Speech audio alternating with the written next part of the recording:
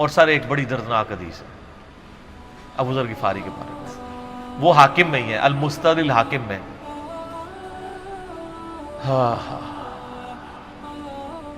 غزوہ تبوک آپ کو پتا ہے ایک ایسا غزوہ تھا جس میں جو شرکت نہیں کرے گا وہ منافق ڈکلیئر ہوگا، قرآن میں فتویٰ آ گیا تھا۔ اس سے پہلے کبھی نفیر عام نہیں تھی، یہ پہلا اور آخری موقع تھا، کیونکہ رومن امپائر سے ٹکرانا تھا، سپر پاور تھی دنیا کی، 1.5 لاکھ کی فوج لے کے کیسرے روم بارڈر پہ آ گیا تھا عرب کے۔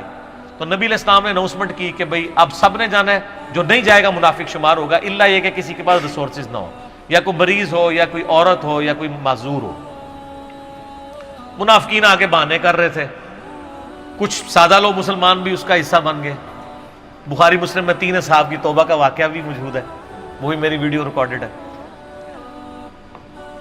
تو کعب بن مالک کی رضی اللہ تعالیٰ عنہ علیہ السلام، تو کچھ لوگ جو ہے وہ یعنی اپنے ان معاملات کی وجہ سے کچھ پیچھے بھی رہ گئے۔ تو المستدرک الحاکم میں آتا ہے کہ صحابہ کرام کہتے ہیں کہ ہم نبی علیہ السلام کے ساتھ سفر پہ نکلے نا جب، تو نبی علیہ السلام کو آ کے کوئی بتاتا تھا، کہتا تھا یا رسول اللہ وہ جو فلاں بندہ تھا نا وہ بھی کوئی نہیں آیا، پیچھے رہ گیا۔ تو آپ علیہ السلام پرواہ نہیں کرتے تھے۔ پھر بتایا گیا یا رسول اللہ وہ بھی کوئی نہیں، یعنی جڑے نعرے مارتے سن اچے اچے، جدو ایتھے کسی کو دسایا جائے گا سر وہ تہاڈا پکا جڑا یار ہے بیلی وہ بھی کوئی نہیں جائے، تو حضور علیہ السلام کو لوگ نا فیڈ بیک دیتے یا رسول اللہ وہ بھی غائب ہے، وہ بھی نہیں آیا۔ اب 30,000 کے لشکر میں آپ نے کوئی ریکارڈ تو نہیں رکھا تھا، رجسٹر تھا، لیکن کدھر 30,000 بندوں میں کدھر کوئی رکھ سکتا ہے صاحب اس طرح، یا رسول اللہ وہ بھی رہ گیا، وہ بھی۔ تو حضور علیہ السلام کہتے ہیں ٹھیک، آپ فرماتے تھے اللہ چاہے گا تو آ جائے گا، نہیں آئے گا تو نہیں آئے۔ تو کسی نے کہا کہ وہ ابو ذر غفاری بھی پیچھے رہ گیا، آیا اور ابو ذر کو اس کے اونٹ نے روک لیا، اونٹ ہی نہیں اٹھ رہا تھا نا سر، وہ آپ کو گاڑی تو نہیں ہے نا جو سٹارٹ کر لیں گے آپ، اونٹ چلنے سے انکار کر دے، کوئی کر سکتا ہے؟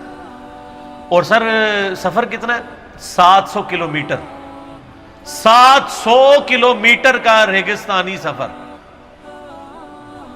آج کے دور میں بھی کرنا مشکل ہے، سائیکل پہ نہیں آپ کر سکتے، پیدل تو آپ سوچ بھی نہیں سکتے، اونٹ کے بغیر کیسے ہو سکتا ہے، جس میں آپ کو اونٹ اس لیے بھی ضروری ہے کہ اس کے اوپر آپ نے سامان لادنا ہے، پانی نہیں راستے میں پینا، ریگستان میں تو کئی کلومیٹرز تک کچھ بھی نہیں ہوتا، بھوکے پیاسے مریں گے، پھر آپ قافلے سے بھی جدا ہیں۔ تو ابو ذر غفاری کوشش کرتے رہے کس طریقے اونٹ، اسی دوران قافلہ نکل گیا آگے، تو وہ اونٹ اٹھا ہی نہیں ہے، تو حضرت ابو ذر غفاری نے اپنا سامان اپنی پیٹھ پہ لاد لیا، پیدل چل پڑے ریگستانی سفر میں۔ حاکم کی روایت ہے کہ ہم نے دیکھا دور سے ایک اکیلا شخص آ گیا جس کی پیٹھ کے اوپر بورا لدا ہوا ہے، تو نبی علیہ السلام کی آپ محبت دیکھیں، آپ نے فرمایا کہ تو ابو ذر ہو جا، یعنی جو آنے والا شخص ہے تو ابو ذر ہو، یعنی حضور نے خواہش کا اظہار کیا۔ آپ کو نظر تو نہیں آ رہا تھا یہ کون آ رہا ہے، آپ کی محبت، آپ کو پتا تھا ابو ذر غفاری نہیں رہ سکتا پیچھے، تو صحابہ کہتے ہیں آپ نے فرمایا تو ابو ذر ہو جا، تو صحابہ کہتے ہیں تھوڑی دیر بعد جب وہ قریب آئے تو ہم نے پہچان لیا ابو ذر غفاری ہیں۔ تو جب ہم نے پہچان لیا نا تو حضور علیہ السلام نے ان کے پہنچنے سے پہلے آپ نے فرمایا ابو ذر کو دیکھو اکیلا آ رہا ہے، اکیلے ہی دنیا سے جائے گا اور قیامت الدن بھی اکیلا اٹھایا جائے گا۔ دنیا سے کیا کہہ رہے گے، صحیح بخاری میں آتا ہے کہ حضرت عثمان غنی رضی اللہ عنہ کے دور میں چکے، یہ اس حدیث کا بھی کچھ حصہ باقی ہے، میں بعد میں بیان کروں، پہلے میں اس کو کنکلوڈ کر لوں کہ صحیح بخاری میں آتا ہے کہ حضرت ابو ذر غفاری شام چلے گئے تھے، وہاں پہ چونکہ گورنر تھے حضرت معاویہ رضی اللہ تعالیٰ عنہ، وہ قرآن کی وہ جو سورہ توبہ کی آیات ہے نا کہ جو لوگ سونا اور چاندی جوڑ کے رکھتے ہیں یہ گرم کر کے ان کی پیٹھوں پہ، ان کے ماتھے کے اوپر لگایا جائے گا قیامت والے دن، تو وہ یہ آیت پڑھا کرتے تھے، اور حضرت معاویہ سے ان کا جھگڑا رہتا تھا کہ تم لوگ جو یہ مال جوڑ رہے ہو نا اور یہ اتنے خزانے تم لوگوں نے بنا لیے ہیں، یہ نبی علیہ السلام کی تعلیمات کے خلاف ہے۔ تو حضرت معاویہ کہتے تھے یہ تو اہل کتاب کے بارے میں آیات نازل ہوئی ہیں، تو وہ کہتے تھے نہیں، یہ سب کے بارے میں ہے۔ اب شرعی حکم یہ ہے کہ مال آپ جوڑ سکتے ہیں اگر آپ زکوٰۃ دے رہے ہیں، لیکن یہ پسندیدہ نہیں ہے، طریقہ نبوت یہ نہیں ہے۔ نبی علیہ السلام نہیں جوڑ سکتے تھے، پوری زندگی زکوٰۃ دینے کی نوبت نہیں آئی ہے، حالانکہ خمس ملتا تھا، خیرات کرتے تھے۔ ابو ذر غفاری کا جھگڑا یہ تھا کہ تم تو نبی کے اصحاب ہو، تم لوگوں کو یہ زیب ہی نہیں دیتا کہ تم لوگ اس طرح کے محلات میں رہو اور اس طرح مال جوڑو۔ تو اب چونکہ سینئر صحابی تھے، ان کو ہاتھ ڈالنا بھی آسان نہیں تھا، پھر نبی علیہ السلام نے فرمایا ہو کہ اس سے زیادہ سچا انسان ہی کوئی نہیں، تو حضرت معاویہ نے خط لکھا حضرت عثمان کو کہ جی اس بندے سے میری جان چھڑائیں نا، اس کو آپ واپس بلائیں۔ تو حضرت معاویہ نے جب خط لکھا تو حضرت عثمان نے ان کو کہا تم مدینہ شریف واپس آ جاؤ۔ مدینہ شریف جب یہ واپس آئے تو صحیح بخاری میں آتا ہے کہ لوگوں کا جھمگٹا لگ گیا بزرگ غفاری کے گرد، لوگوں کو پتا تھا یہ تو بڑا یعنی زہد والا بندہ ہے۔ تو ابو ذر غفاری وہی حدیثیں سنایا کرتے تھے کہ حضور نے فرمایا یہ احد پہاڑ سونے کے برابر ہو تو میں خیرات کر دوں گا، جبکہ باقی صاحب کہتے تھے کہ مال جوڑنا جائز ہے اگر زکوٰۃ کوئی دیتا رہے۔ وہ یہ کہتے تھے کہ یار یہ تم لوگوں کو تو زیب نہیں نہ دیتا، یار تم لوگ تو یہ باتیں نہ کرو، تم لوگ نبی کی صحبت یافتہ ہو، تم لوگوں کو تو زہد ہونی چاہیے تم لوگوں کی زندگی میں۔ اب لوگوں کا ہجوم ان کے گرد لگ گیا، اور پھر حضرت عثمان نے ان کو خلیفہ وقت بلایا اور کہا کہ یار تو خود ہی مدینہ شریف چھوڑ کے یہاں سے چلا جا، تیری وجہ سے فتنہ کھڑا ہوا ہے۔ تو حضرت عثمان نے کہا میں نے تو نبی علیہ السلام سے سنا تھا کہ گمرانوں کی اطاعت کرنا، صبر کر لینا۔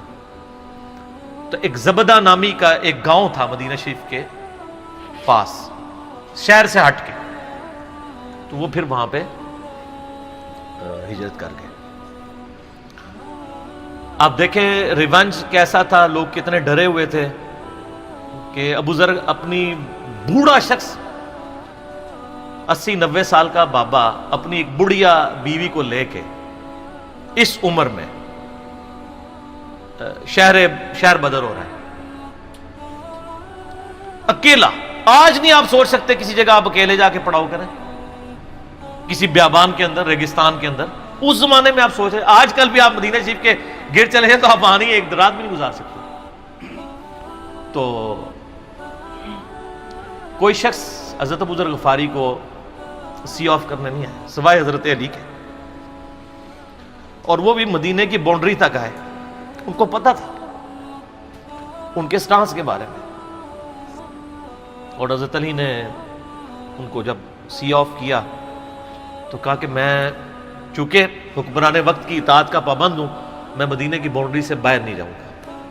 اگر مجھے کوئی اس طرح کا یعنی حکم کی اجازت مل جاتی تو میں تیرے ساتھ جاتا۔ ایران والوں نے حضرت علی علیہ السلام کے زندگی کے آخری 10 سال کے اوپر ایک فلم بنائی ہے، امام علی علیہ السلام۔ اس میں ابو ذر غفاری کے سارے واقعات انہوں نے فلمائے ہیں سر، دیکھنے والے جب مولا علی چھوڑنے آتے ہیں، پھر جو ان کی ڈیبیٹس ہوتی ہیں مدینہ شریف میں لوگوں کے ساتھ، وہ ساری انہوں نے ویڈیو میں فلما دی۔ پھر یہ چلے گئے وہاں پہ رہنا شروع ہو گئے۔ اب اس حدیث کی طرف واپس آ جائیں جو فرمایا آپ علیہ السلام نے اکیلے ہی مرے گا۔ تو ابو ذر غفاری، اس حاکم کی روایت میں آتا ہے ابو ذر غفاری کی موت کا وقت قریب آ گیا، صرف بیوی ہے پاس۔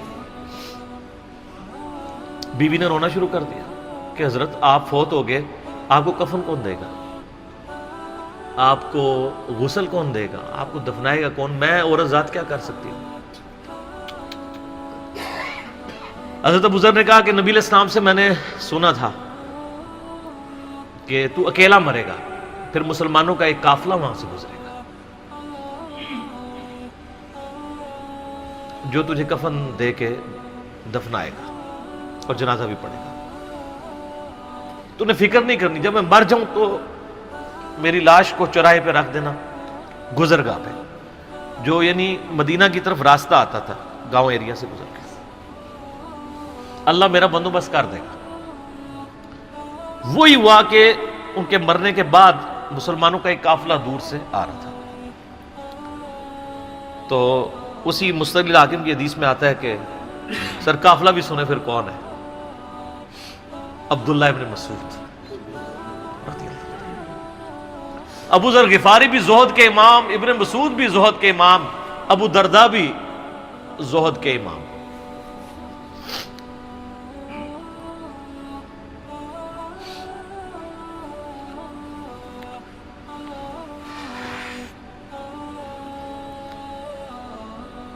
ابن مسعود رضی اللہ تعالیٰ عنہ جب وہاں پہ رکے، ان کو تو نہیں پتا تھا یہ کون ہے.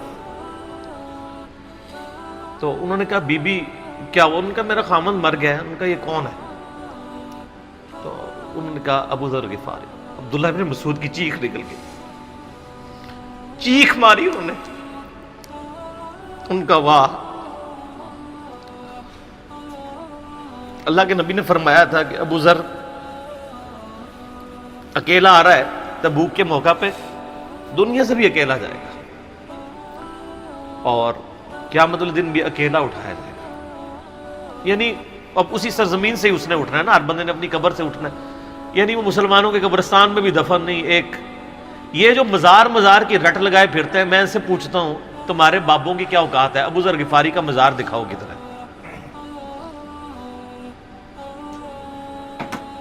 جو اس روئے ارض پہ نیلی چھتری کے نیچے سچا ترین انسان جس کو اللہ کے نبی کہہ رہے ہیں، اس کا کوئی مزار نہیں ہے.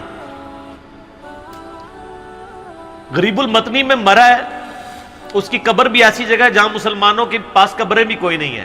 ایک ریگستان میں اکیلی قبر ہے، اس قبر کا بھی کسی کو نہیں پتا، اس پہ کوئی مزار بھی نہیں ہے، اور قیامت الدین بھی اکیلا اٹھایا جائے گا. یعنی قیامت تک وہاں پہ کوئی قبرستان بھی نہیں بنے گا.